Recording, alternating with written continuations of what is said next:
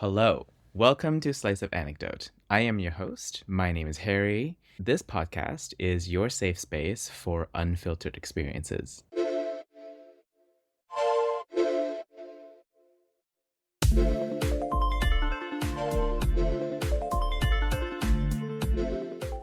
Today, I have a good friend here named Star, who is currently in the UK, in London.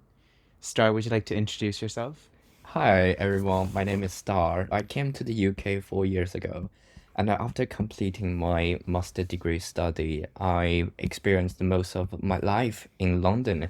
I really appreciate my time here, and I would like to talk about my life experience. Yeah. Explain like your background a little bit. And I think your background is quite interesting in terms of like what you're studying, academic journey, and how you got to London. Yeah, sure. So I think let me quickly jump back to my high school.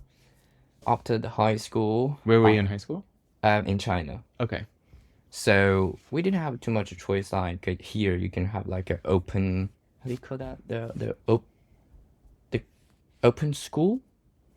Like a public school? No, it's like open days. Sorry. Oh, I see. Yeah. So it's not like the open days are very accessible in China. But I knew myself. I really into the creative industry, Mm. and then back then I chose landscape architecture, which is something still related to the creativity. Mm-hmm. So, but then in my year three in the university, I decided, I wanted to study the traditional Chinese garden. So, Oh, interesting. yes, so I spent a year and to study the course in Chinese Academy of Art. Okay. Then, but I didn't succeed in applying their school. Okay. So I said, well, let me just study abroad. Okay. Yeah, so I went to Shanghai. Yes, So where were you before Shanghai? I was in Hangzhou. Okay. Yeah, so then I spent another year in Shanghai preparing my portfolio. Mm. Then back then I applied in many universities in UK, like Edinburgh University, University out of London, and Birmingham in Manchester. But I told myself, That is definitely all over the UK. yes. Then I definitely told myself, London. I'm going to London. Yay. Yay. And now you're here. Yes. Okay. So what did you study in London? So I studied interior and spatial design. It is not a practical course, but it encourages students to think outside the box and be creativity, and sometimes can be too dreamy Mm. and I lost the direction. Yeah. I'm actually really curious about the education system in China because I've only participated in Chinese. I can't call it Chinese school because it's in China. So like I went to school in China when I was um, only up to grade one, right? So I kind of know how competitive it is, but obviously not to like your extent because you graduated in China in high school and stuff. And can you explain to me what like these tiers of high school after exams or like tiers of different universities means? Like because in the West we don't have that. Like if you have a certain grade that comes out of the of your high school and you apply to uni, and if you have the grade to apply to the uni, then you get accepted. But there's no tiers of universities that you can get into or not. So like what I heard is like if you're in arts, then you're kind of in like a lower tier level university type thing or like a lower tier of like high school type thing. Is that true? Well, I think the tier is there, yeah, for sure. But I guess it's how the different area of the education's been developed in China. Mm. Um, like art is actually not as easy as people thought. No. Personally, no. So I can't draw. exactly. So here is a little stereotype in China, especially in the small town like where I'm from. Mm, It's usually the student who doesn't perform well hmm. in a school. Well,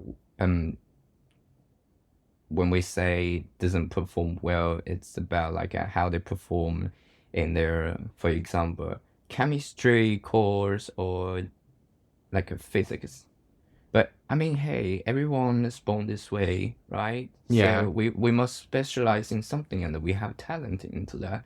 It doesn't, exactly. but it doesn't mean that if somebody is not good with mathematics, for example, then he's or she, Hmm. or then will not be considered as good students. Hmm. Actually, they have to even study harder.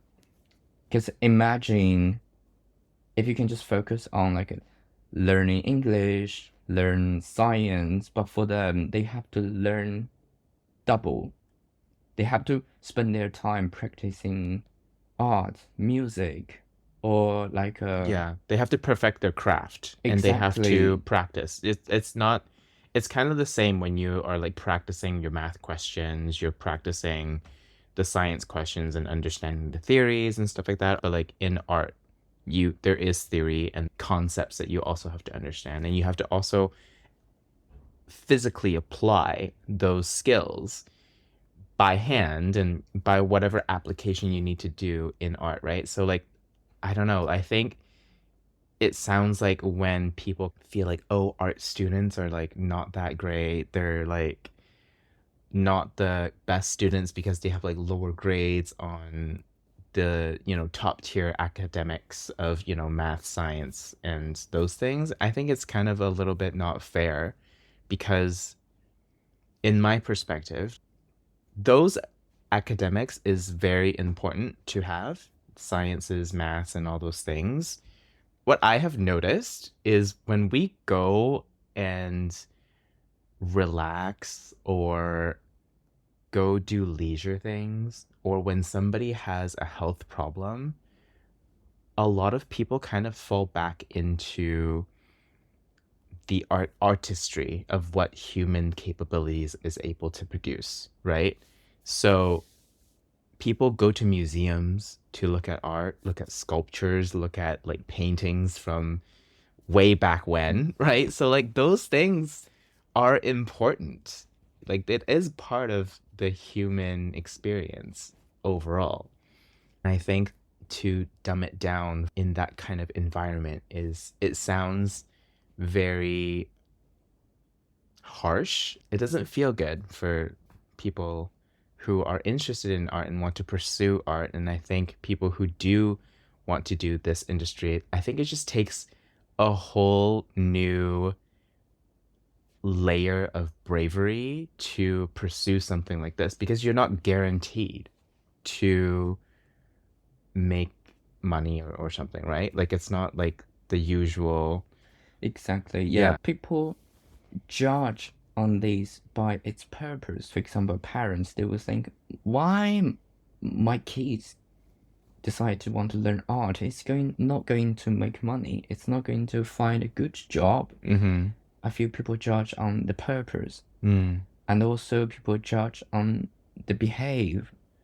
As you said, like we actually art has that positive impact on our mental wellness and also the creativity. Look at Leonardo da Vinci, like how art push that design and the science to move forward to see things differently. Mm-hmm. Because I think, especially artists, they not follow the physical rule or they not physically or mentally follow the rules. Yeah, they push boundaries and Yeah, and that's why in the school context, people would think, oh, students who study arts because they are rebellious, mm, behave, and they are crazy ideas, mm, and would be considered as a not a good student. So subconsciously, when people think of oh art students or design students not bad, but art students, they will think oh it must be the students doesn't study hard. Right. Yeah, But they're putting in effort in a different way. exactly. So Yeah. that's not like their last choice because they didn't perform well. They don't perform well on the other courses like mathematics. Hey, I'm so bad with mathematics. I only passed the exam Yeah. once in my high school at the university entry test. So Oh. You got into London and you're doing architectural and space? so that's interior and the spatial design. Okay. I know It's it's so niche. What does that mean? Like, can you tell me a bit more? I think I'm the ambassador of University Arts of London now. Okay. I think why they don't call this as interior design because interior design is very practical. Mm. It's like a solution drawing and how you actually develop a concept and then to execution. But the interior and the spatial design, it focus on how do you think of the space. I studied during the pandemic year. Okay. So all the topic is about well-being and how our future social space will be like the safe distance, for example, and for the public health.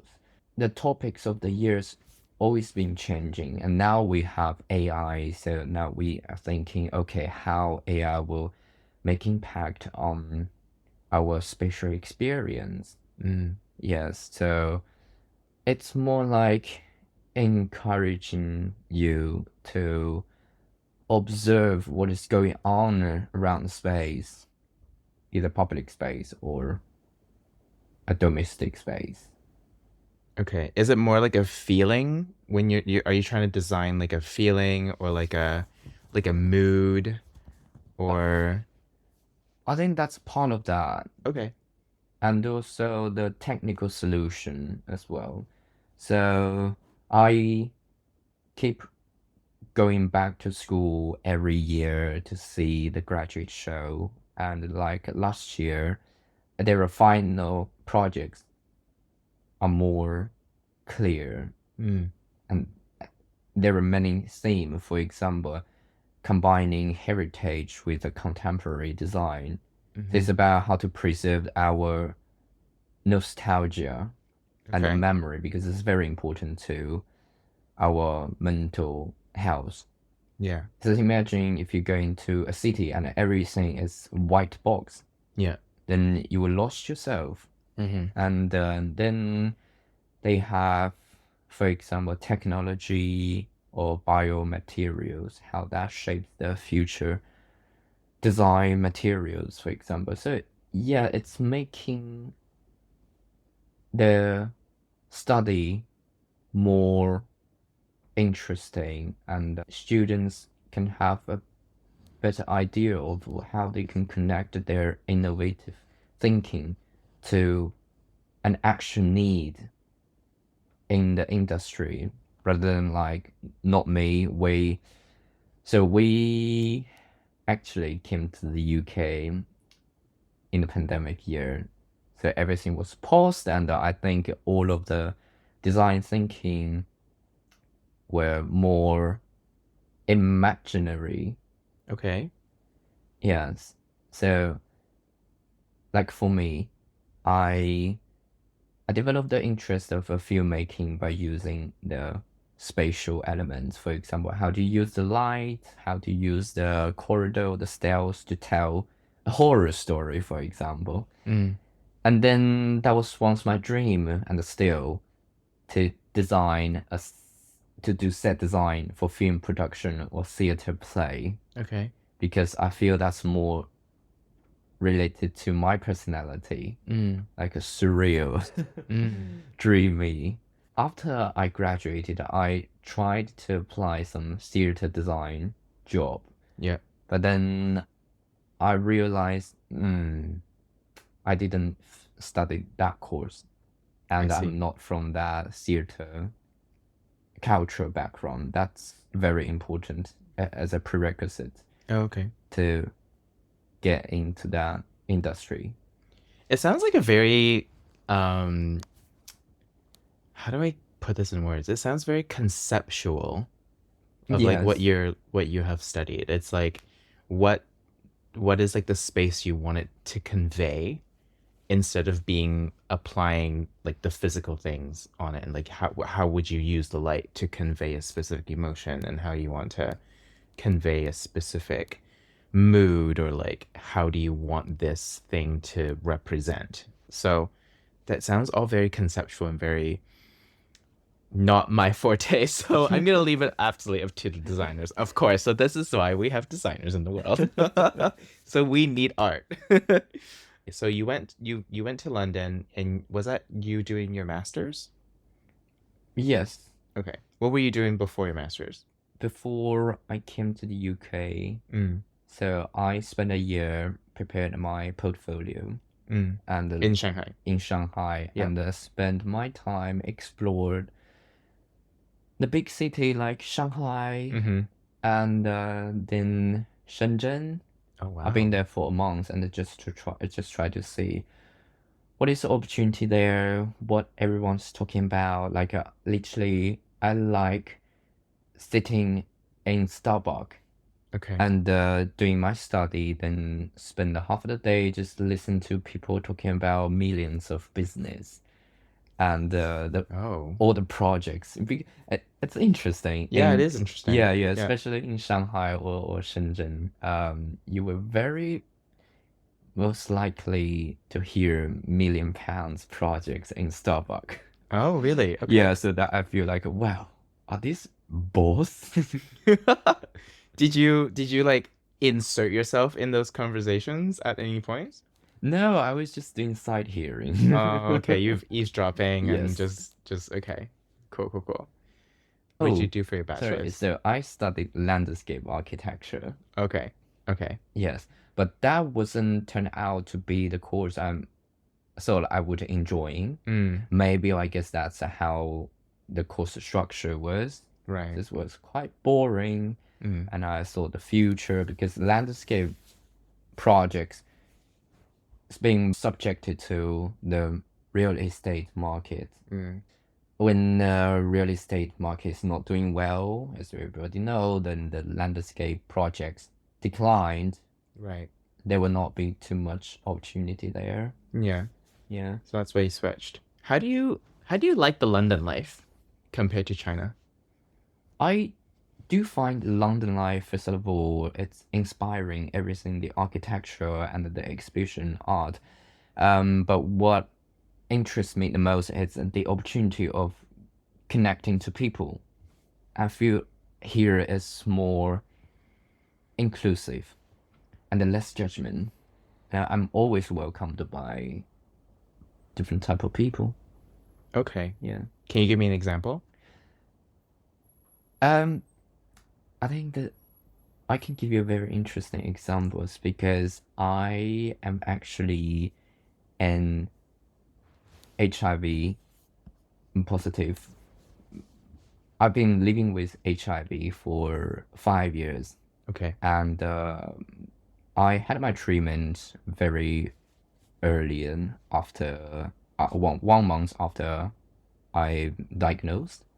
So I'm being very positively on the treatment and taking my medication every day. Mm, So, but before I came to London, I was worried about, oh, will people think I did something wrong?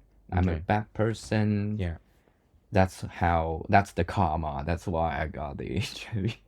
What? No. Well, from my like a mindset, from Okay. my culture, from the social background, so I would think, oh, that's a karma. Oh, I'm so sorry. Where s- can we roll back a little bit? So you've been living with HIV for about 5 years. Yes. And when did you first, can you take me on the day, like when you got diagnosed? Like, what was that day like? Or even like a little bit before, like what happened? I think if you don't mind sharing. yes, I can share. I would thank to the COVID-19. Blame COVID. Okay. Yes. Okay. So you know the lockdown. Yes. So I stayed in my hometown for half a year and no sex. And so finally, after lockdown, I went to Guangzhou to do my visa application, student visa application, before I came to London. So I thought, oh, I'm finally in a big city, and let me open the app and I find some handsome guys. Okay. Though, yeah, I was naughty, so I remember the guy, he didn't look healthy. I mean, his body.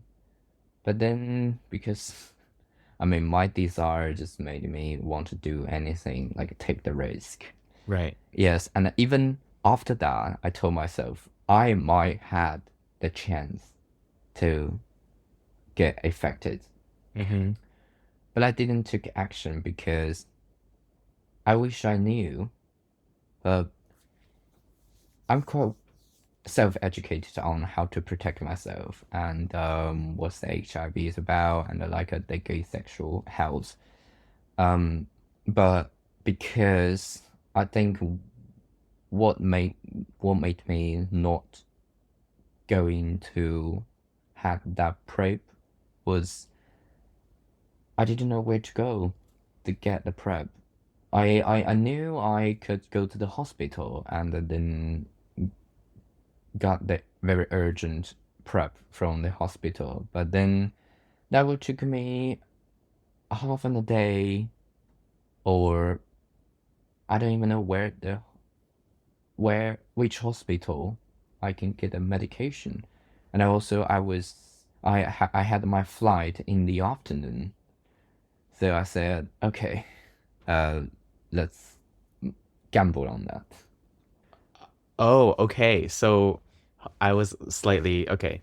I understand now. So what you're saying is you had some fun with someone in the big city, Yes, and you did you have unprotected sex? Is that what happened? yes, I had. Okay. And then you basically took a gamble to go back home, your hometown in Yes. China because you had a flight like the next day and you didn't know where to get prep because is it because information is very hard to find in China about this um medication, the exposure medication? I I think the medication might be accessible. It's not as difficult as I thought because as I knew that there are some organizations, Okay. gay charity or some organizations, they also offer the sexual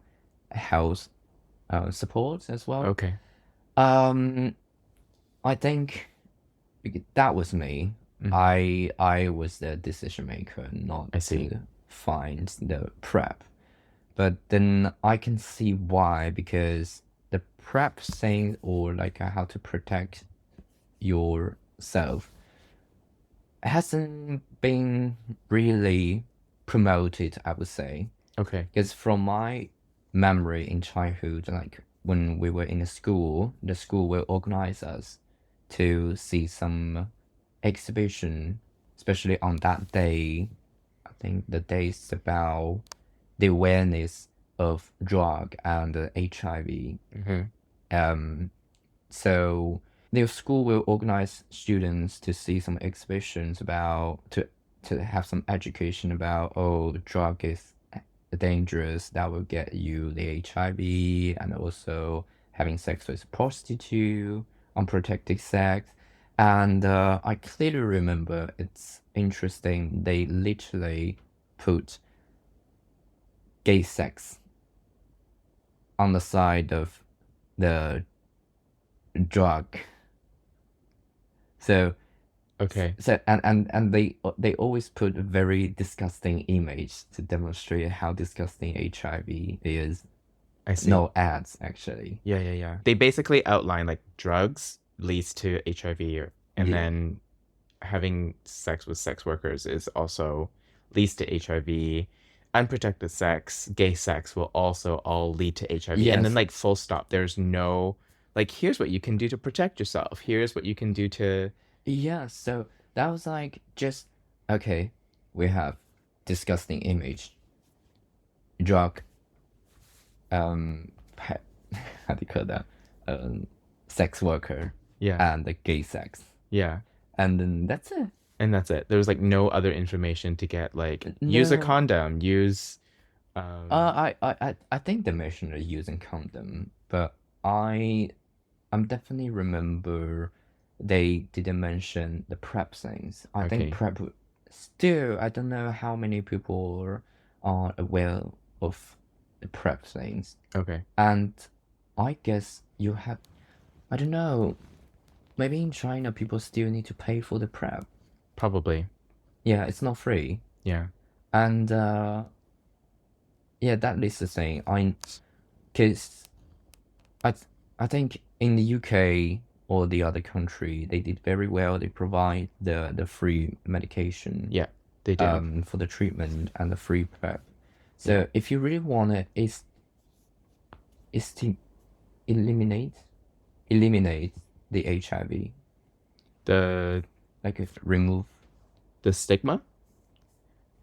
Yes, if you really want to eliminate the HIV or in the human society, Oh, I see. yes, um, then getting access to the free medication, especially the good medication, Mm-hmm. will stop the new Infections. transmission. Yeah, and yeah. Yeah, but however, I remember the free medication the hospital gave me was like maybe 20 years ago's version, which like you took 3 tablets. Okay, sorry, I'm a little bit confused. So China does not have very good sex education regarding HIV and Yeah. how to basically protect yourself, and PrEP is not free, so it's not free from the Correct me government if and I'm stuff. wrong. Yeah, correct him if he's wrong. But um and and then you got diagnosed with HIV. Was that in China? Yes, What happened? because I had a phone. Like, what made you notice that you had HIV, I Ah, guess? so as soon as I back to my hometown, like 4 days after, Is this 4 days after you had sex? yeah, Oh, then I started having the non-stop fever. oh, okay. Yes, and it lasts for a month. Wow. So I knew that something was wrong Okay. because that was during the pandemic and everybody was very cautious about, oh, well, this guy got the COVID, that's why. So Mm, I've been taken to the hospital, doctors checked everything, and then they said, oh, fine. Then, but I went to the hospital again, just myself, and sorry. So the first time you went with was your was with mo- with my parents. oh, I see. Yes, and then the second time I went to the hospital alone, Okay. and because I knew that there might be a chance I got the HIV, so I went to the sexual health clinic, Okay. and then yes, then they tell me, oh, you got the HIV, and I wasn't surprised because I knew that that might be a chance, and it's within my expectation. Why are you laughing? Okay. I mean, I mean, this is because not the reaction I'm expecting, you know? maybe I didn't take it too serious. Okay. I mean, Yeah, that's one way to so I just had it. Then the doctor gave me the free medication which they provide, but that Mm. caused a lot of side effect. I had my liver function failure. Oh no. Yes, I had the allergy reaction. I got rashes on my body. Yeah. So that was just 3 days on the Okay. medication. under treatment. Oh, wow. So I stopped immediately, Yeah. and the doctor had to give me the treatment on the liver function failure. Okay. Then they told me, well, maybe you can try this medication. It's better. It has less side effect, but it's not free. I have to pay that myself. Right. And it's not covered by the medical insurance, unfortunately. Yeah. And how much did you have to pay? Oh, I think that's £150 one bottle. And how long does that last you? Just one for 1 month. £150 a month. Yeah, and that's for the it's called Jimboya. It's a blue pill, not Viagra. Okay. Yeah, but that's the last generation. Okay. And now the one we're taking now, the one I got free from the UK, it is the called Big Tavo. Okay. Big Tavo is better, and that it doesn't do too much side effect to the liver. Yeah, Okay. but these updated medication will cost more in In China. China, I okay. think that's like £250 for a bottle. Oh my God. For a month. Yes. So the good medication is not affordable for most of the people. Yeah. Considering most of the most of the people who live with HIV, they are located in the village and having low income. I see. Yeah. Yeah, so they struggle to have this very expensive medication. They might manage to get the crack version from Thailand. So I think some medical companies in Thailand, or in India, they studied the formulation. I see. Yeah, so they just kind of replicate the medication. Okay. Yeah. It's like an off-brand kind of thing. Yeah, I think it's their policy in that country because I think like in Thailand, the government knows they have to afford a lot Okay. for this medication. If they want to provide the affordable medication for Yeah. the people. So they allow the medical company to do this crap version. Right. Yeah. Can I ask you, if you weren't in the UK and let's just say like you're stuck in China and you're living with HIV, like what would life look like for you with this type of expense? I think I wouldn't have any saving.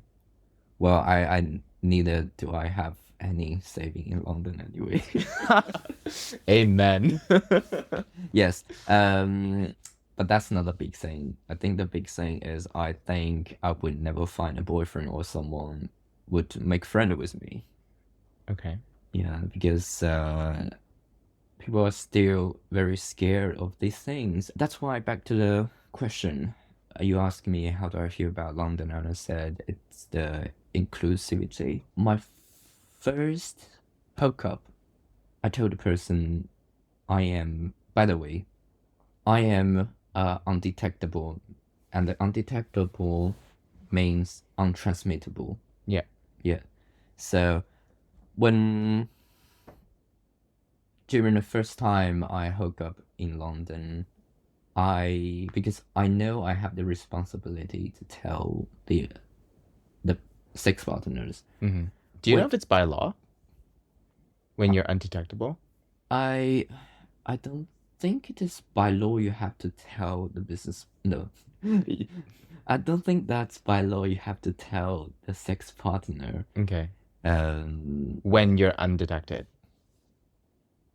So like, okay, well, don't quote us on this because don't want to get this is not like legal advice. okay. So please do your research, but I think it would make sense for someone who is undetectable or who is HIV positive should disclose that information. Um, should or not, it depends on how comfortable the person will feel. But I would say it should be encouraged because that's the way to make another person or other people's Mm. no or other people in the group Yeah. to know that risk they are taking and their situation they are Mm. in. This is the way to achieve zero HIV for the future, I Mm-hmm. think. And yes, the non-stigmatizing has been promoted very well in the UK. Mm-hmm. Yeah. So I haven't met anyone who stigmatized me when I disclose my situation to them. So Mm. yeah, thanks guys. I'm happy for you. That's great. Thank you. It's good that you're having this experience when people are not discriminating you due to your status. And I still think there is still a lot of work to be done. And I think there is still this stigmatism that still does exist out there. Um, Perhaps it might be a relatively low percentage, but I still think it's really important to spread the word and educate on health, and that when you do have HIV, that doesn't necessarily mean there's no treatment to be undetectable and then be untransmissible. According to research, I'm pretty sure that every single undetectable person has 0% chance to transmit HIV to someone who doesn't have HIV. I'm actually curious about this thing. I was actually thinking about this. So if you're on HIV medication, do you, this is probably stupid. So like you don't need to take PrEP, right? As in pre-exposure um, medication. No. So I did lots of research on the medication myself. That's me. So like I'm not surprised that I got the HIV and I did lots of research on the medication and I also did some biology research on how this little virus duplicated itself and how it looks like in a microstructure and its DNA structure. You got obsessed. Okay. Yes. So the ingredients in the HIV medication and in the PrEP, Mm-hmm. they are similar. Okay. Yeah, I think PrEP is just the medication, the HIV medication provides a full, I would say, the virus block Mm-hmm. to prevent it keeps replicating itself. Yeah. So imagine it's like you have a firewall on your Mm-hmm. computer, Yeah. and the HIV medication just um maximize its strict Yeah, like security. security. Yeah. It has the highest security. Yeah. It sounds like a Chinese firewall from the internet. No chance. And the PrEP is like it's because I think PrEP costs less than the HIV medication. Mm. So it gives you relatively still a good protection. Please take precautions and do your research on protecting yourself by taking PrEP, wear your condoms. If you're going to take risks, please understand your risks and what you need to do to protect yourself, and find the nearest sexual health clinic and find more information. I actually want to kind of ask you about this current political climate. If you know, I'm pretty sure the US is kind of wanting to restrict PrEP to other countries. How do you feel about that? Well, first of all, I think the first thing came to my mind is I think of these students who still studying in America. Mm. worry about their future and their studying. Because I heard from the news that the government canceled some of the visas, which is Mm, like quite a bit annoying for students. yeah. Yes, and for the politic point of view, Trump put up this tariff war. There might be some reasons behind that. Um, we hear what we just hear what he say. We just hear what the media feel about the critics on his decision, and somebody say it's bad, and but somebody who back up him says it's good. He has a better plan behind that. So about the medication, I forgot that. So I think, yeah, it's something to be concerned. Hmm. But from the principle of knowledge, I think, especially in the medication, it should benefit everyone, all the human on the planet, Hmm. no countries, Yeah. and knowledge has no country. Probably, intelligent property can be protected for business purpose, but like the medication and these very principal things should benefit everyone and should be equal. Yeah. It can be driven by the politics and the international business. Yeah, I think it's very sad because like why are we taking a disease that has affected humanity for so long and not just the gay population, but like there are straight people who are affected by HIV as well. So like those that need the PrEP medication requires this disease to be suppressed or even managed and controlled, right? If Yes. there's a tool and if there's a way for people to um, potentially eradicate this disease, then why are we stopping this medication? It just doesn't make sense to me. I hate to think from a business mindset because for these business, if one day we really eliminated HIV from our human and virus histories, Hmm.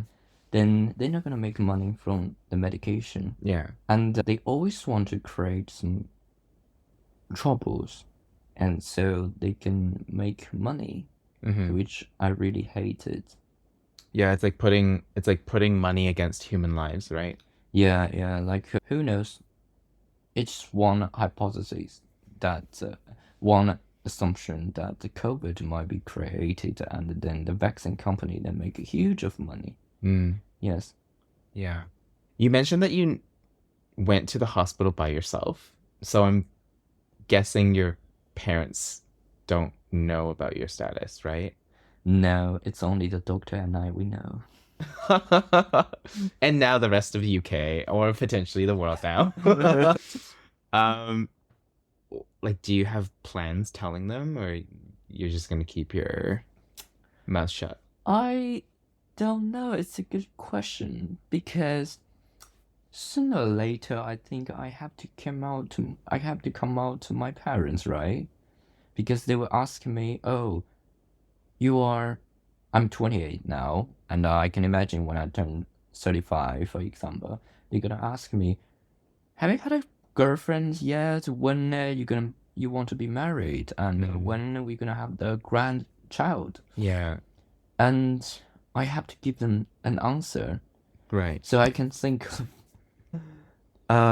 like a different version. Yeah, One, just come out to them yeah, straightforward, yeah. But you or don't have to tell them about your HIV status, right? or I tell them I don't come out to them, but I said, "Oh, I had HIV." I think that would be worse. Or Yo, no, you're choosing your battles. or I would say, "I don't love human. I'm a puppy." I don't know which Literally. I don't know which answer that will take it easier. What do you mean? Okay. I don't know if I could go there, but like what do you mean by puppy? Like I have. Like a golden retriever person or Oh yes, so this is my kink personality. Oh, I see. Yes, Okay. yes. Can you imagine telling your traditional Chinese parents, I have this kink for being a pup? I think they don't even understand what is kink. No, I If don't know. I tell them I'm self-identified as a puppy, they'll be like, "You are sick." You're on triple threat right now. I'm so sorry. So I don't know. I'd like to hear your comments. So, if my parents ask me why you don't want to be married, why you never had a girlfriend, or you never want to have a child, what would be the best answer to them? But I don't know. My parents is like, I don't know if they really know or not. Mm. Because one day I dressed very well. I was in my flora shirt. Mm-hmm. Then my father asked me, "Are you going to make boyfriend or girlfriend?" And Oh, I lied. I'm sorry, I lied. what did you tell him? I said girls. But that was actually, yes, boys. Oh, you were actually meeting boys. Okay, Yes. okay. I was like, well, you could potentially have like girlfriends, as girls that are your friends, Yes. and it's very normal for gays that to have loads of girlfriends. I mean, I would, if you're gonna have to choose one of the three, I would suggest just telling them. I think you can be honest with your parents about And I like think, one thing. I'm very curious about that process of coming out to Asian parents, especially those that are very traditional and those that are still in China. So if you ever do come out to them, please come back on and tell me about their reactions. Tell me how much tears they have shed. Tell me how much they beat you. And have you ever gotten beaten as a child oh yes, my father beat me with a belt. with a belt? Like with the metal part or with the leather The part? lizard. Oh, the leather part. Okay. You had it easy. No, that was. Was that his favorite weapon of choice? Uh, yes. Okay. I got beaten too. Mm, Do you know what mine is? what is that? Can you guess? Sleeper. Nah, that is way too amateur. Think higher. Ooh. It's like a classic Asian one. The how do you call it? The dust. Yes, Thing. the duster. The duster. The long feather duster. Ow, that hurts. Yeah, that hurts. Have you had it? No, we don't have that at home. We have a special place that like they put it in the corner. It's like a little trophy that they have. But sometimes they have to buy new ones because they You hide it. no, because they have The broken. destroyed it because of beating me. Oh my god. Some sympathy on you. Yeah. Okay, well that turned dark very, very quickly. But this is normal. Like our Asian parents beat us all the time. Usually. But you know what's shocking when I moved to the West Mm-hmm. is when I went to primary school in Canada. This is something that I found really shocking to me. People get grounded. Do you know what grounded means? No. Okay.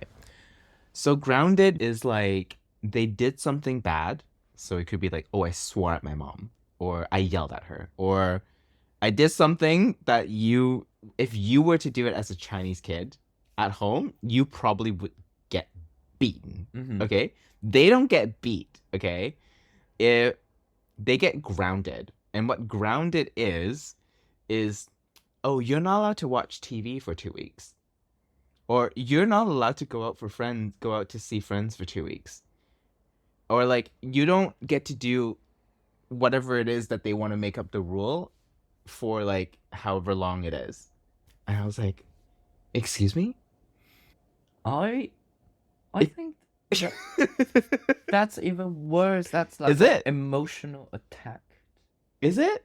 Yeah. That's nothing. I don't think that's anything. You get, I think emotional attack is worse than physical attack. yeah, but like I feel I get both when I get Oh, physical and emotional attack. yeah. They're not done until they feel like they're done. Okay, I'm glad I can relate to you from one beaten child to another. Well, I just actually really want to say thank you for being so brave and so kind, sharing your story about your status and your journey in the West, in the UK. And I'm so happy to have met you. And I hope that we have another chance to do another episode to explore some more ideas and talk a little bit more about your future endeavors and whatever that would be.